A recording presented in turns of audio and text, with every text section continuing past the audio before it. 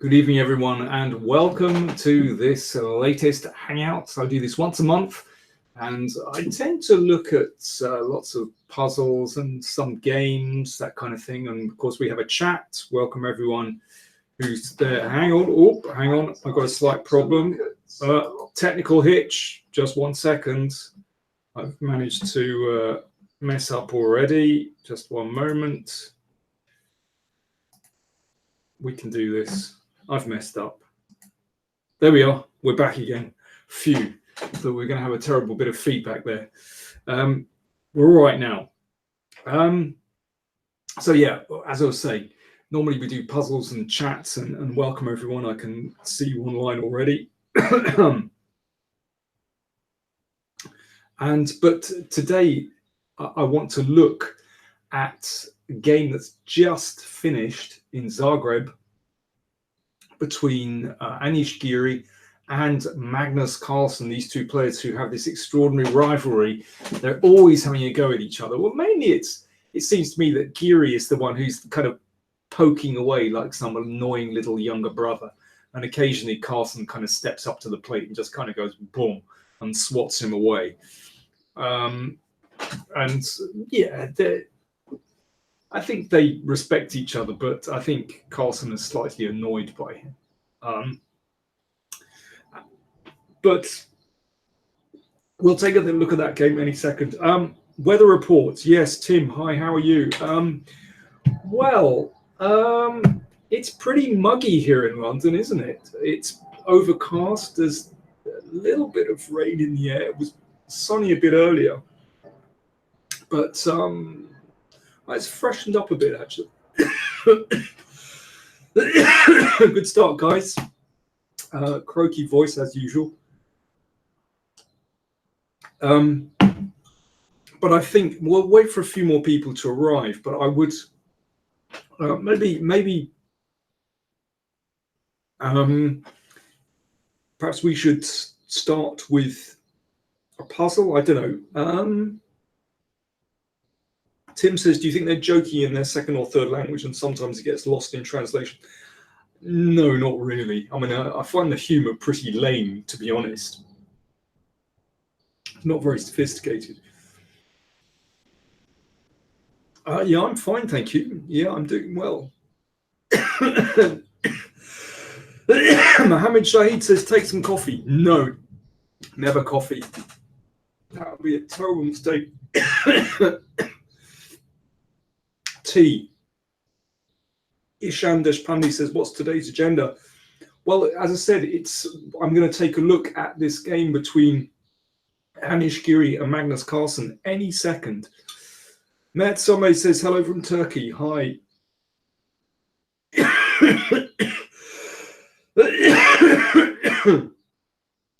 Ben Sadler asks, do you think Hikaru would do better in standard tournaments if he played Kings, Indian, and Duchess again? Possibly. Yeah, possibly. I think his opening today,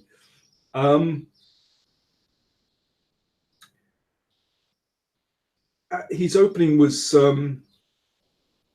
this Queen's Gambit declined, which Caruana knows backwards, you know, from his World Championship preparation. And Hikaru got badly caught out today.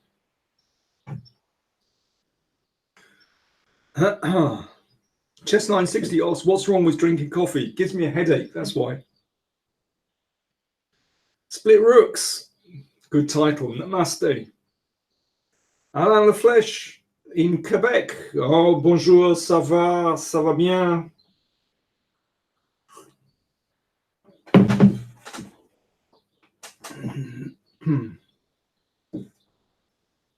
Let me see. Any more questions? Okay, well, let's have a look at some of the puzzles before we get into the game itself, before we get into Carlsen Giri. So let's warm up with this one.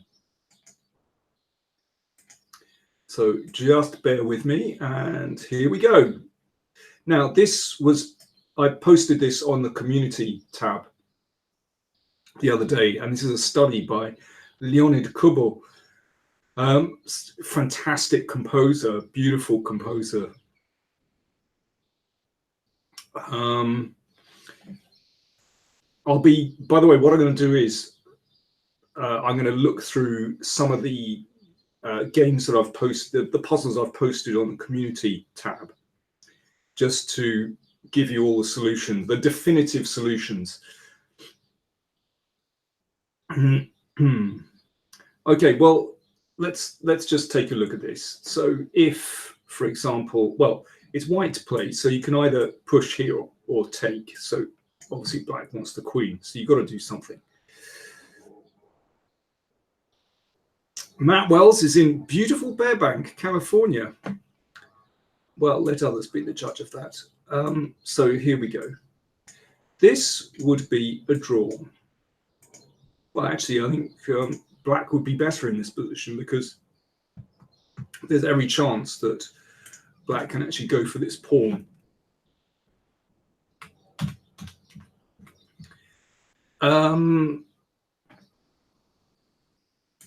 So this one instead, and we're going to see what the difference is any second. So this is all about calculation and process of elimination. And actually, these studies are such a good exercise in calculation. I think it was Botvinnik who said that the studies are the art of tactics. It's nothing to do with strategy at all. It's all about tactics. Split Rooks said he spent more than 2 hours looking at this and finally found it some days ago. Split Rooks, I'm really very impressed by your dedication. And that is the only way to get better at chess. So well done, and I hope you found it satisfying. So this is the move, Queen d3. That's the clever move, because I think, many would arrive at this position and think, well, what's the big deal? White hasn't really achieved anything.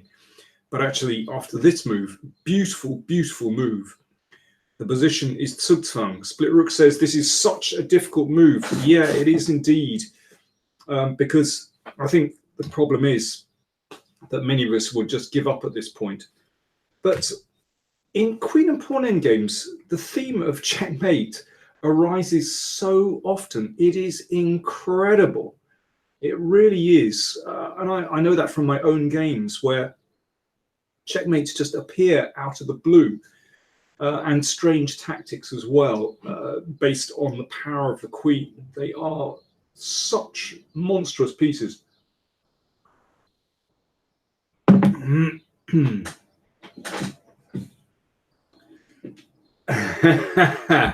Here comes everybody, says, hello, Callie. Beautiful in Ohio today as well. Well, that's jolly good. London is just a bit average, but, I'd still take London.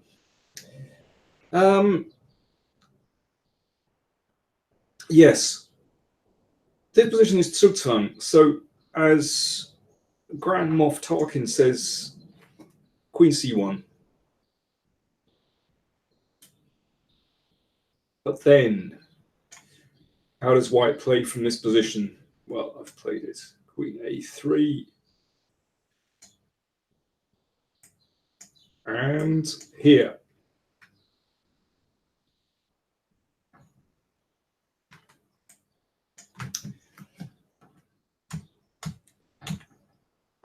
And if the queen goes out here, let's say, then we've got queen here and queen here mate. And if the queen heads into the corner, then we've got this and this. And otherwise, well, king here, we've got queen a3 mate. And king a5, also queen a3 mate. You can see that pawn performs quite a vital role of blocking. Yeah, what a beautiful puzzle. That is just really splendid. Okay, hope you enjoyed that. Now, have we got enough people that I can start the Geary Carlson game. I think we should just go straight into that, and I'll look at some more puzzles in a second. So here we go. Let me just get this Geary Carlson game on the board, because this was really special today. Magnus was in brutal form. Dimitri Andreou says, what's the point of B6? Just to make the puzzle harder? No, it's to make the puzzle work.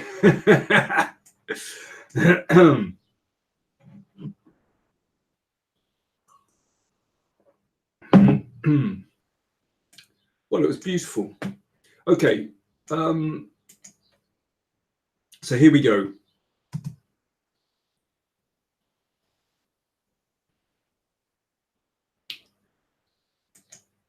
So it's time to look at this game that was played today.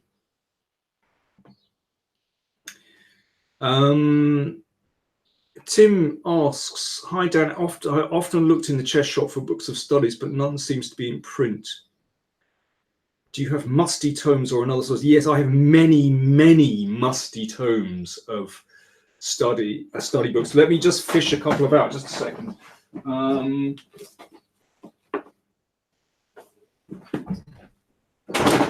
The ones that I like very much are this Russian one. There we go.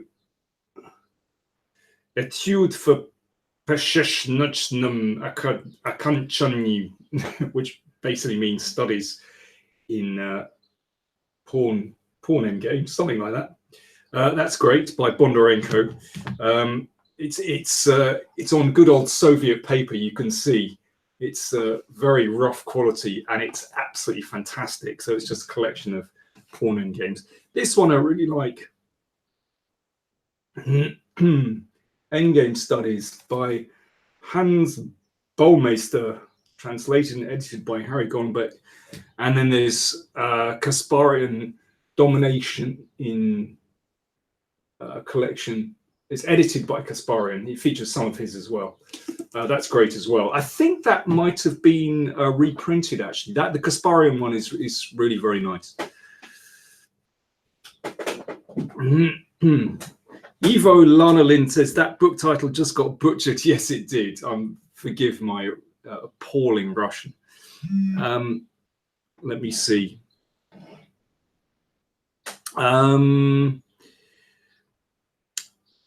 Jon Olsen says, what tournaments are Carlson & Co playing these days?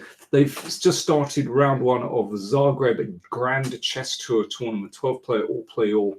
And I'm going to show you that game right now before we go anywhere else. So just here we go.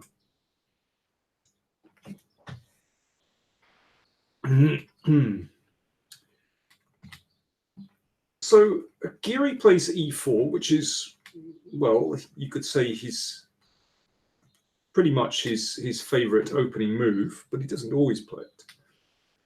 And Carlson once again plays his knight c6. He's not afraid to play this. I think it's really interesting, so that, you know, he's just letting people prepare against him, and he's simply not afraid to see what people come up against him, probably because he's had months and months of preparing this. Ivo, I'm getting some credit for once for my pronunciation, for my Estonian. Like an actual Estonian. Ivo, thank you so much. I'm really, really pleased that I actually managed to get something right for once. Thank you, Ivo. So bishop b5. Obviously, d4 will lead to possibly two things. The Sveshnikov, which Magnus has been playing a lot lately, or who knows, he might have played this so-called Kalashnikov system. Magnus is getting pretty frisky these days. Who knows what he would have come up with. So bishop b5. Now, I have to say, this is a move that I've always felt very comfortable playing, as white. I've always enjoyed playing it because you get your pieces out very, very quickly. And to be honest, I don't think it's a surprise that Geary played like this. But what happens now is a slight surprise. So we've seen Magnus play, whoops, not G5, but G6 recently. That was a typo. And recently he's been doing very well in these kind of setups and playing E5 very quickly and keeping the two bishops. He's been incredibly successful with that. Excuse me. I think time for a quick slurp of tea.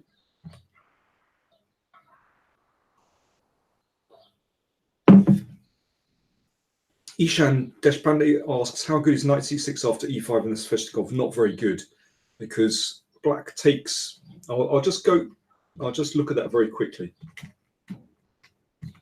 Let me explain why. Because in this case, black takes towards the center. Center pawns are everything. So black has more pawns in the center. You also have potential to use the semi-open file. Potentially, you can dominate the position with d5. That is already, already gives black more potential. So here we go. So bishop b5 played. Now, very, very interesting. Instead of g6, Carlsen actually played, whoops. If I managed to get rid of all the moves, I have. That's really bright. Okay, I've got rid of all the moves. Maybe I can go back. Oh, I can go back. That's clever. Ah, very good. Just a moment. Let's put it back on this. So Carlsen played e6.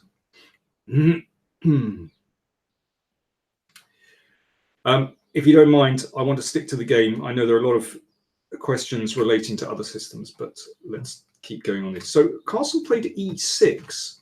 So this is a departure from what he's been normally doing with g6.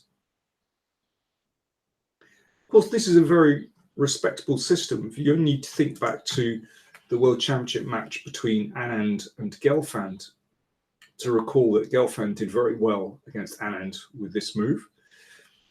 And it leads to very unclear positions. I think this is a very clever opening choice by Carlsen, because Geary likes certainty. He really likes to follow his preparation. He gets a bit thrown when he's out of his normal setups. So I think a very clever choice from Carlsen. Tim Worrell says Radjabov ruled the noughties with e6. Well, yeah, he wasn't the only player doing well with e6. I just think it's a clever choice. But Geary takes, which is one of the main moves. Just before I go on, Belaglavi Sup says, will you analyze any Queen's Gambit games? Not at the moment, because I'm looking at this game. So I'm not going to take any more questions about any other openings. I'm going to concentrate on this one. Thank you very much. So he took, and this seems to be the sort of main move with the top guys at the moment. But actually, Castles is very respectable, and there are various options here. You can play with rook e1. You can also play with d4. You can play with knight c3 as well. And you can also play with c3. Well, in fact, it's funny that you mentioned a game against that Radjabov played this e6 system. In fact, I seem to recall a game Carlsen-Radjabov where Radjabov got absolutely hammered by Carlsen with exactly this move. But it's funny how things go in and out of fashion.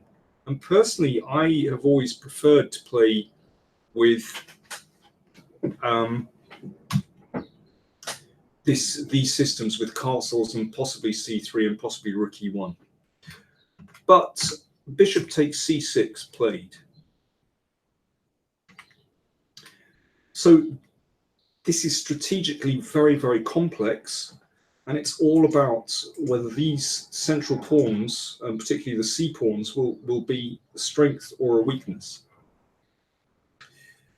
So why did the knight come to e7? Well, if knight f6, then e5, and the knight goes into d5. But you can see with this pawn here,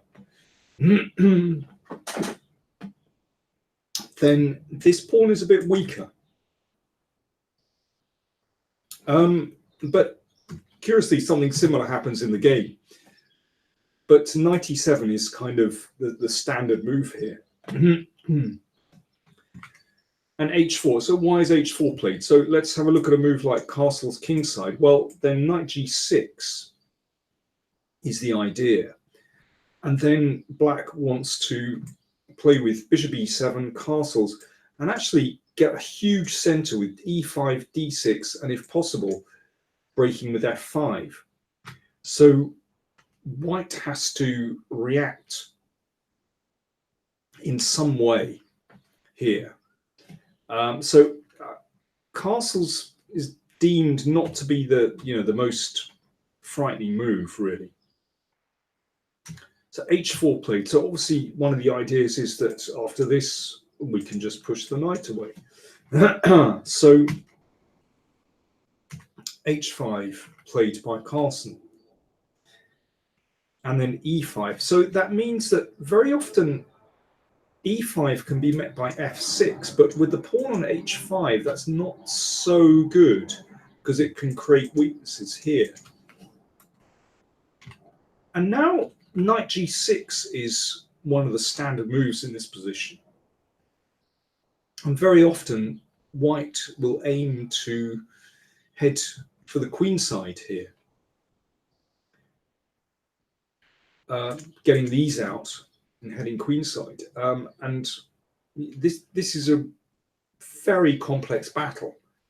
So, for example, things like this can happen. And here's what I mean when I say that these squares are a bit weaker after their h4, h5, because in this kind of position, after these exchanges, then you can see how those squares are a bit weaker. I mean, even this is not completely clear, but that's one of the ideas of interpolating h4 and h5. Let's go back. So e5 played, and Carlsen plays d6. Now, this is really unusual, and strategically even very bold. Tim says that in the post-game interview, Carlsen played d6 on a whim, knowing that it was a bit crazy, but would get Geary out of it. Yeah, I think it's a very clever choice. Hello, Thomas Braun from Gargenau, Baden. And the reason I think this would really throw Geary is that it goes against the grain for him. Because positionally, it's kind of ugly to saddle oneself with these double pawns, but Carlsen appreciates that actually things aren't so clear and that it gives black very solid pawns on the king side, potential to advance later on with the e-pawn, and of course the two bishops. So this is a really interesting way to play. This has been seen before, but in that game, black played knight f5. Now this was played by Fedorov, who is a young Russian guy, very aggressive player, who played like this.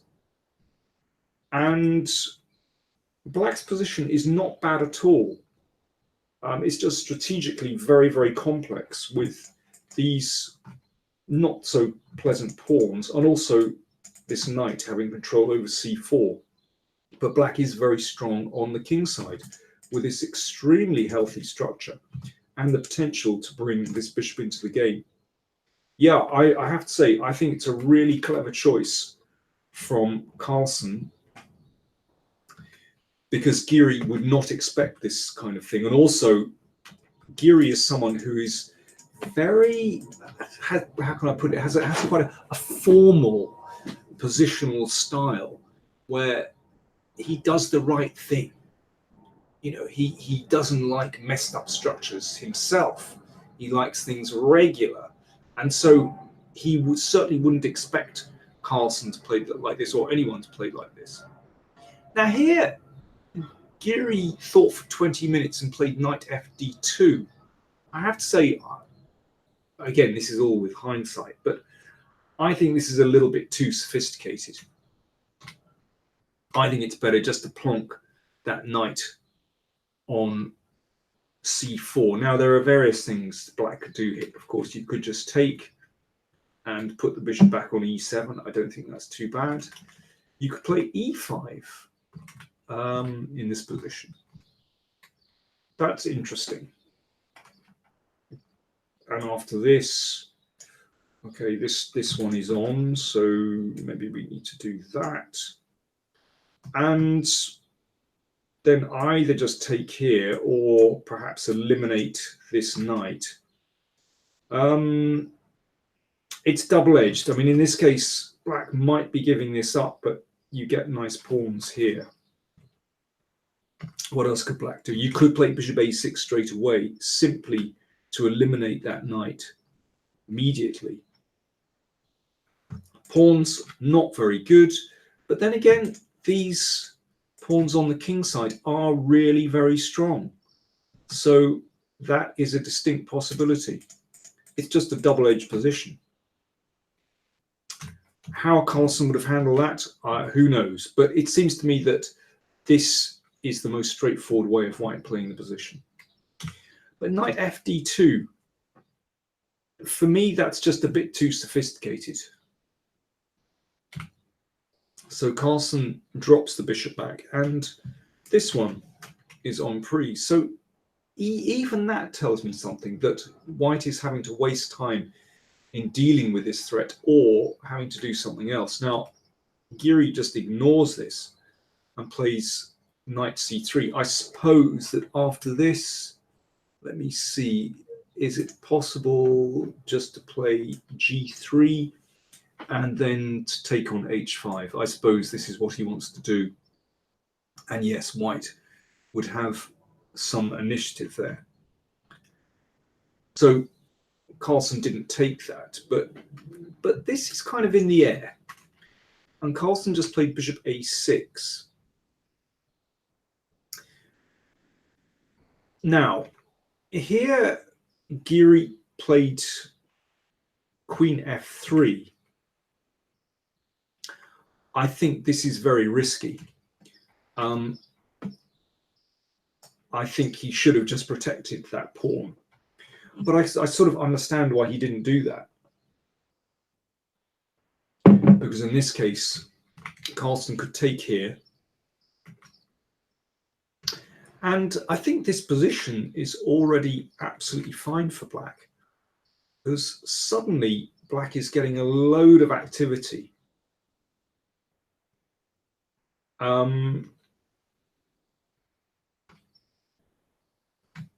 mean, it's not very much fun for White to play this position. Evo says, this reminds me of a game you showed a couple of years back, Funveli versus Carlsen, where Carlsen broke his structure in the same manner to come back and win from a somewhat worse position. Now, where was that from? I don't immediately recall that one, actually, I must admit.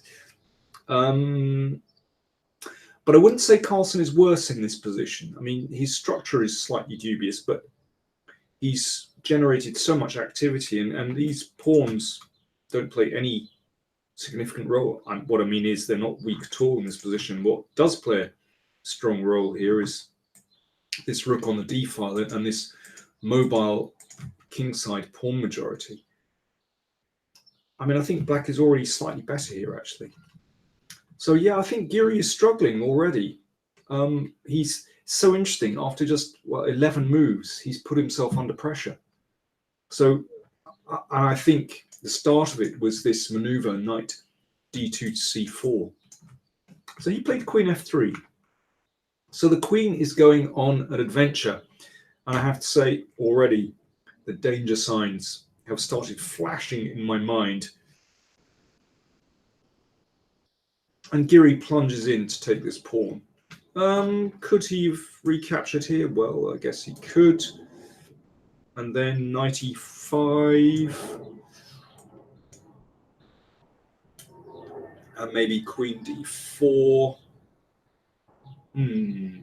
Yeah, already looks quite tasty for black, actually.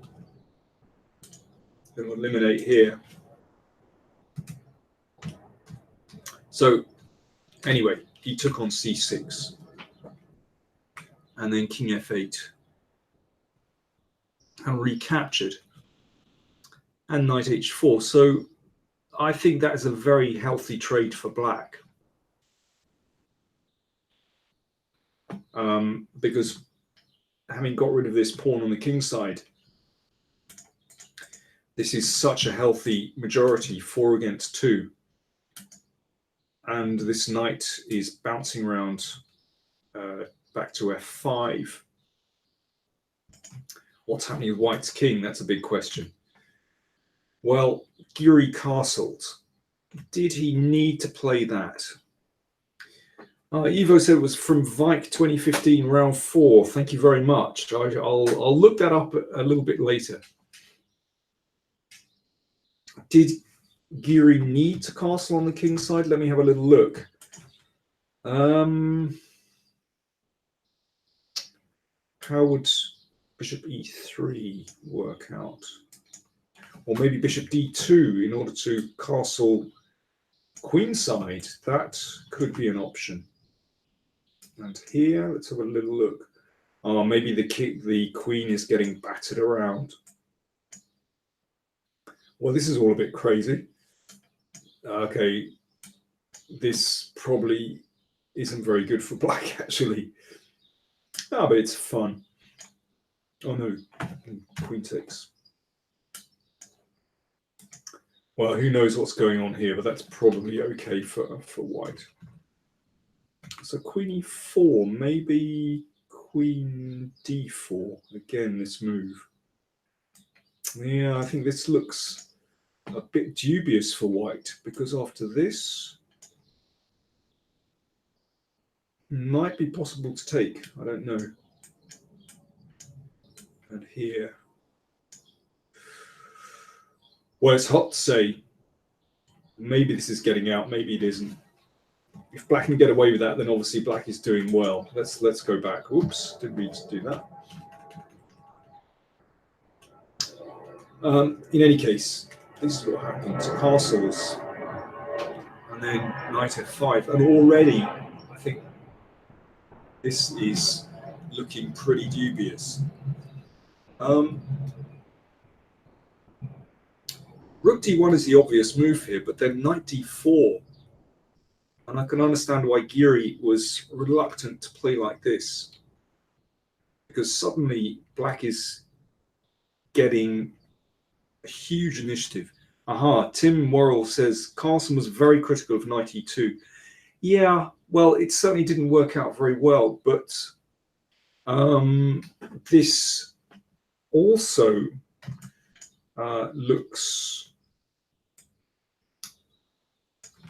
very uncomfortable for white, actually.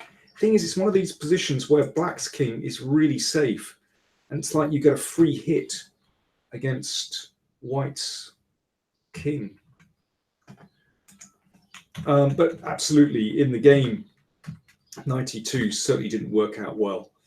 Now, what happens on the queen came back to a4, which is dreadful because the queen just is in the wrong position. So what happens on queen f3?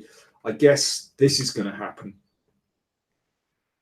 And this is also very uncomfortable. But at least the queen is back around the king. But after queen a4, this is terrible. Rook c7 is a great move.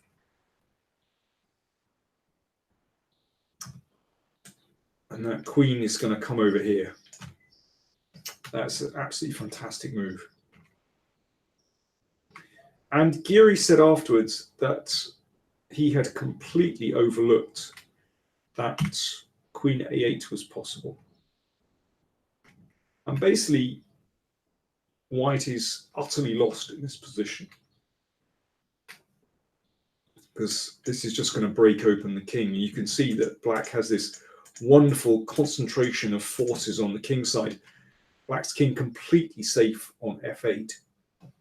And there is really nothing to be done about this. And that was actually the final move of the game, incredibly.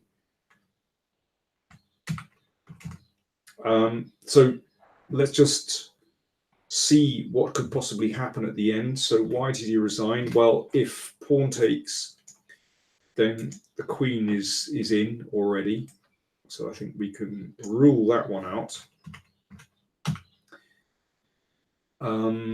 But otherwise, black is threatening to take here and break in on f3 with moves like g4 or knight h4. And if queen b3, with the desperate idea of trading queens, this is not going to help at all. If pawn takes, then let me see. We could play. What's the easiest way to do this? Rook h1 or knight h4. Let me see. Let's try rook h1 and see if this will do. And now bishop h4. Is this winning? Maybe not quite.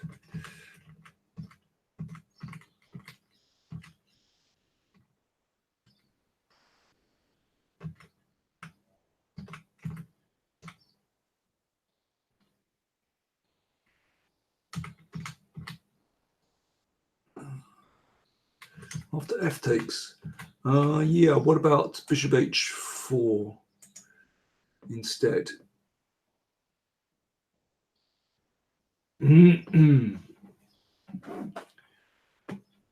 This doesn't look bad, does it?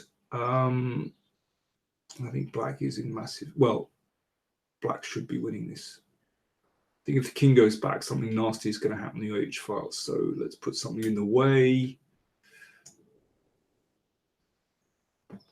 And if we take here...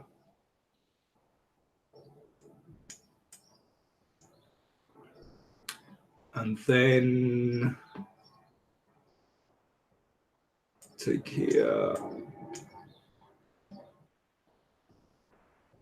Let me see. Rook h1. This feels like it's winning somehow.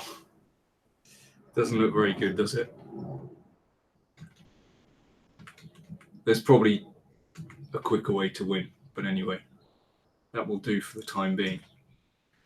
And yeah, if the queens are traded, then this is simply winning, because if king takes, then we've got knight e3.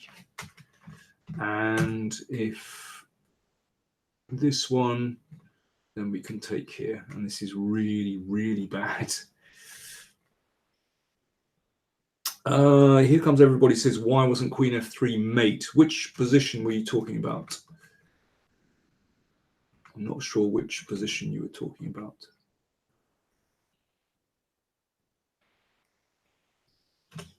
Don't know what position you were talking about. Anyway, we'll leave that one. What an absolutely crushing game by Carlsen.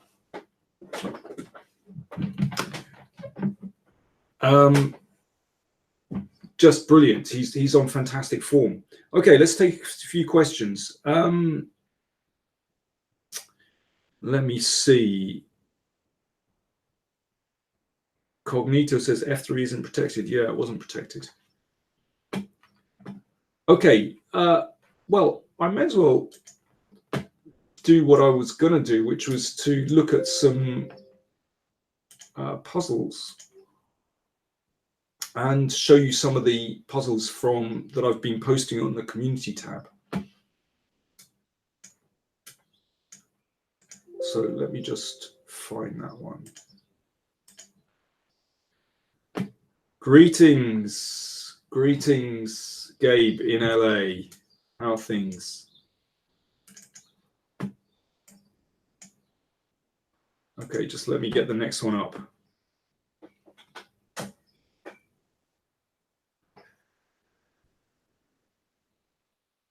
Gregory says So versus Ding on the Power Play channel. I won't show it. I haven't got the other games to hand, so I'm going to stick with what I was going to do, which is to look through some of the puzzles I've been posting on the community tab. So just bear with me while I do that. As usual, technical incompetence is taking over. Not this. One moment. Nope, I messed up again. Here we go.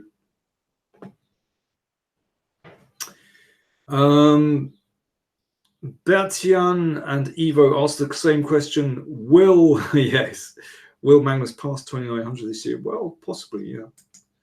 Could be. It gets harder and harder because each time his expected score is even greater. So it's going to be pretty difficult. But yeah, the way he's playing at the moment, I think he could do it, actually. Okay, so here we go. Here's another one. So I posted this about a week ago, I think. White to play and win. Now you'll notice that this pawn is not far from queening, but there is a beautiful way that white can win this. This was composed by, I think, a Finnish composer, Lilia, in 1959. Well, this was published in Suomen Shaki.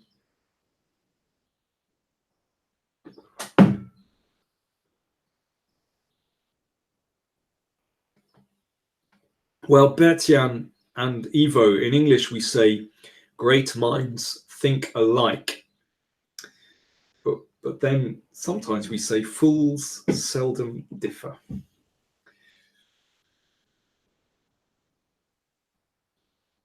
Riaz Ali says, first instinct, first move has to free the bishop somehow. That is very true. And that move was played. Well, sorry, not played. That's the first move of the study. It's a composition. Yes, Jonas. Yeah, Jon Olsen, that's exactly my point. The issue is that all the other players are so far behind in rating, he'll gain very few points for each win and lose many if he loses, yes. So here we go. Bishop b4. This is the clever point, so that has to be taken. And now knight f4.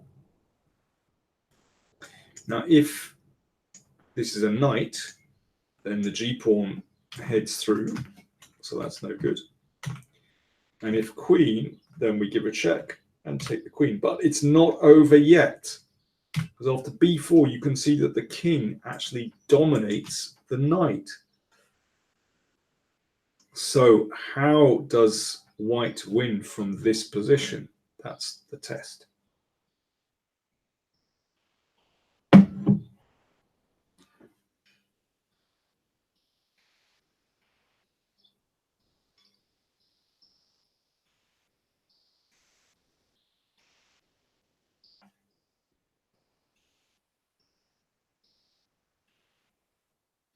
Nope, it's all gone very quiet.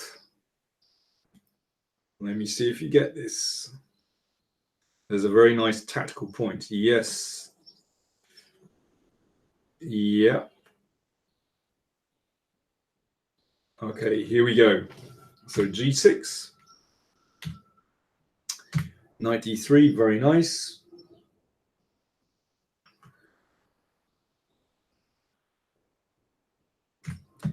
That has to be taken, and then we have a check on g6. Beautiful stuff. There you go. I posted that, as you can see, on the 17th of June. Excellent. Well done, folks. Good. Okay, I'll show you another one in a second. Now, let me take a couple more questions while I'm here. And I've got my bees mug, my Brentford mug.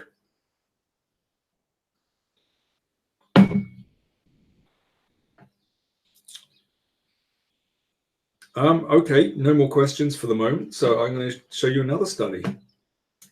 Let me just prepare it. As usual, I have to mess around with the windows. Oh, yeah, this was beautiful.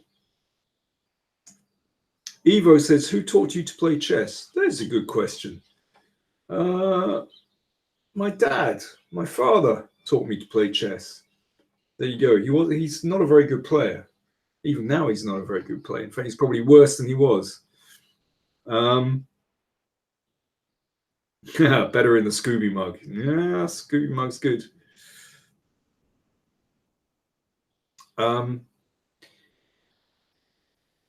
Yeah, he taught me and my brother. I was probably about 5 years old. My brother was a little bit older. Yeah, Riaz Ali says, oh my God, that's even bigger than the Sports Direct mug he used to have. Yeah, super mug. Daniel, you mentioned in one of your videos your flight to Baku. Did you tell it? Oh, the story. Oh, it's just... Well, basically, I've been to Baku twice, once in 1986 when it was part of the Soviet Union, and then 30 years later, I was there for the reporting on the Olympiad in 2016. But when I was in the Soviet days, I played a tournament in Baku, and you always had to fly to Moscow, and then from Moscow you flew down to Baku. That's in the Soviet days, you had to go through Moscow. So I flew to Moscow, and then you take this internal Aeroflot flight, which are not very comfortable, and you're kind of really cramped, and there's people with boxes of oranges and taking I don't know what back from Moscow, and it's mad. And then we got to Baku, and the airport was basically just an aircraft hangar. It was really basic, but okay, that wasn't too bad. I mean, it was kind of normal. But on the way back, what happened was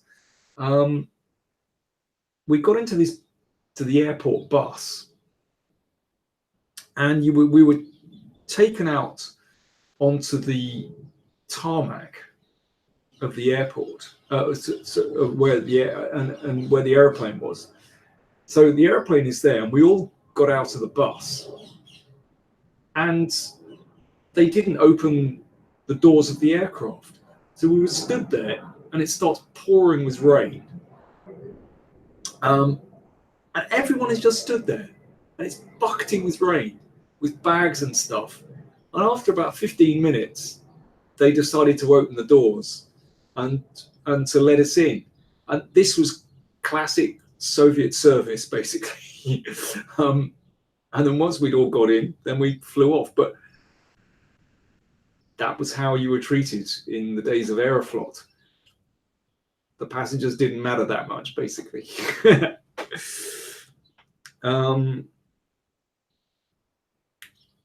Let me see. Mr. Offshore says, who's your favorite player of all times, except Carlsen, of course? Well, Carlsen is not my favorite player, actually, of all time. I really like Capablanca, because he was just such a dude. You know, he was, I think, for his personality and his sophistication, and he was just class, basically. You know, really like Capablanca. Riaz Ali asks, do you believe that chess can increase the longevity of the mind's ability for logic and reason, and to get deep about this, even help with certain forms of dementia and other degenerative brain diseases?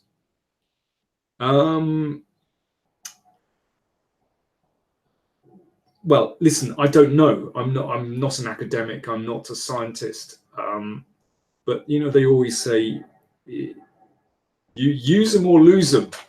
You've got to use your brain cells, it seems to me. But from all the elderly people I know, and I'm including my parents, who are incredibly active socially and active with their minds in so many aspects, whether it's studying literature or with music or so many different things, or politically as well, then it seems to me that it's just common sense that the more you're engaged with the world in whatever area it is, then you're motivated to be active and to keep going in life. So it just makes sense to me completely. But as I said, I'm not a scientist. I'm not an academic. These are now we're getting the really big questions. Jonas asks, do you like broccoli? Yes, this is what the world wants to know. And what is your favorite vegetable? This is excellent. Well, I do like broccoli, but probably not my favorite vegetable. I like artichokes very much. There we are.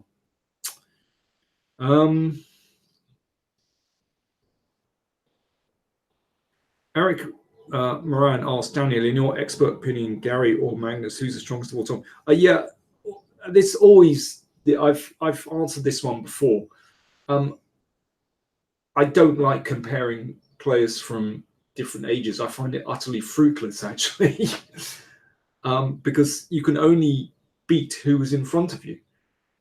So all the top players have their strengths. And you simply can't compare them. I just don't see the point. Alan Manage says Russian Aeroflot was the Soviet national Soviet state airline. Yeah. Beta Benja says artichoke. Most of it you don't eat. Disappointing to prepare.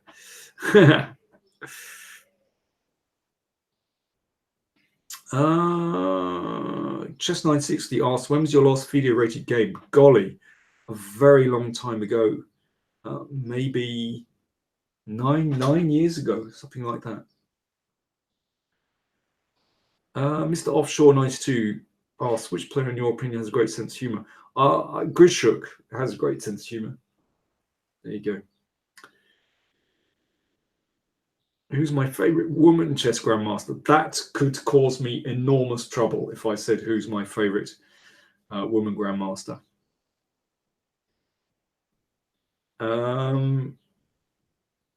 Kostas Pramatia says the best vegetable is the bark of the pine tree.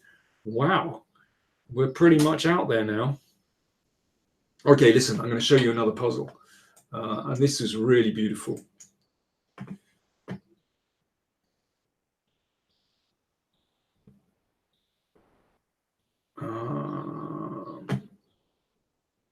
Enough questions. Wait a second. Okay, here we go. So this is great. I love this study because it's so simple. Simple in the sense there aren't many pieces on the board. So this pawn is going up the board and this pawn is going down there. And it is white to play and win.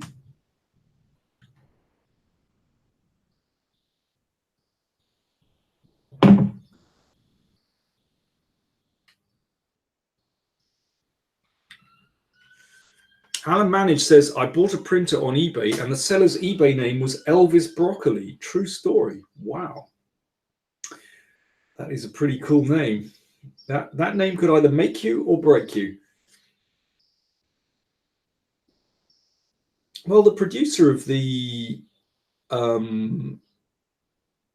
James Bond films is, I think, Albert Broccoli, or originally Albert Broccoli. So there we go. Why not?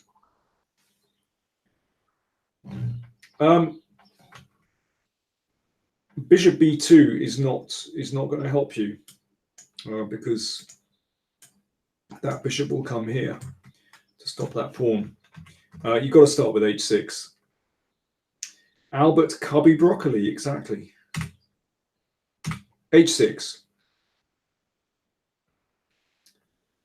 Now, bishop c3. Now, pushing the pawn just doesn't get you anywhere at all. Because, well, we'll move the king over and then be able to push this pawn eventually. So, let me see. White has to play. If I can go back. I can't go back. That's interesting. How did I manage that?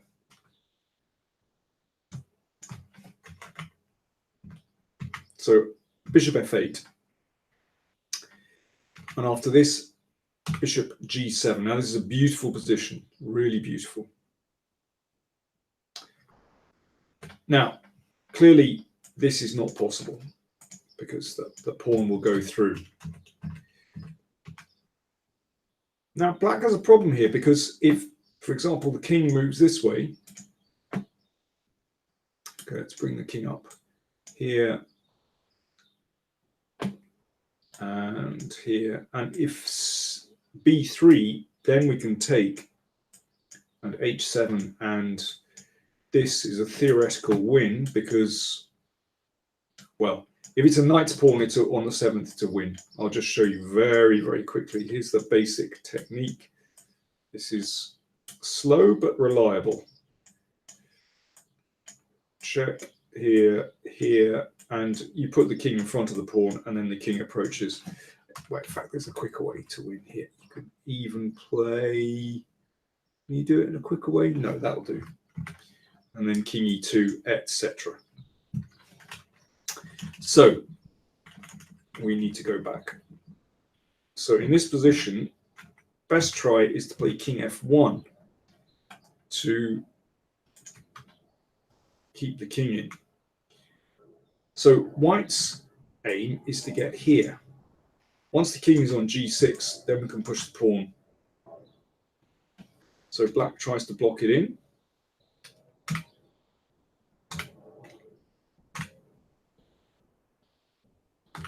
And now, what does white play? This is really nice.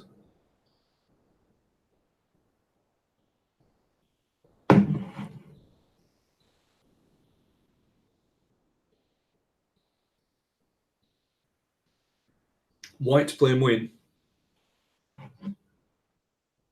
Yes, indeed. Now we got it. Bishop takes bishop. And it's our old friend, the kebab. Here we go. And black has been kebabbed. Kaboom, kebab. That's pretty nice. Oh, by the way, one more variation. If we go back here, bishop d2 would be a very fine move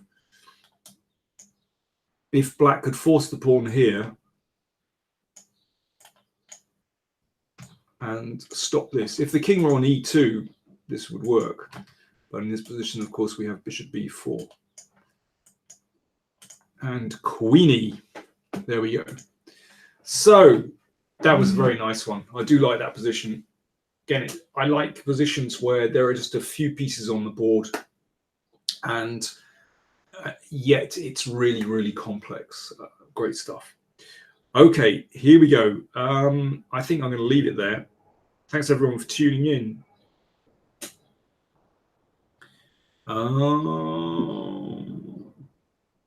Leonardo Ramos says, I was trying to find some opening and I found the Marshall Gambit and I've got a nice win rate because for the pawn, I'm the only one attacking. Do you recommend anything similar against e4? Listen, if something works for you, stick with it. You know, I would recommend the knight off, but hey, you know, that's, if it works for you, that's great. I don't, anyway.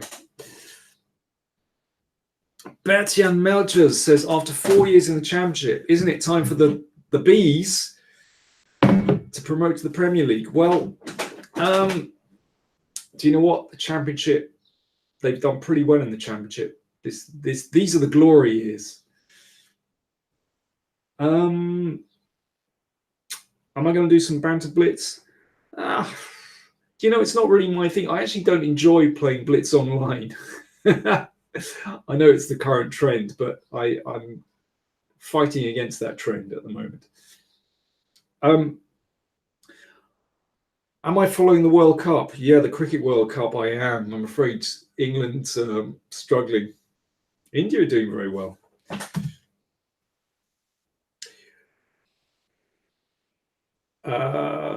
Evo said you'll take a quick look at the 2015 Funveli against Carlson game. Yeah, not at the moment, though. I'll look at it afterwards. Alan Manage says, I'm an LFC fan, 30 years since we won the league. Chess96 says, wow, not enjoying Blitz online. Good joke. It's actually true. It's not a joke. All right, folks, I'll leave it there. I'm actually not going to cover the Zagreb Grand Chess Tour because I'm away and very busy with other things. But I'll be back soon for some more stuff. Thanks for joining me. See you later.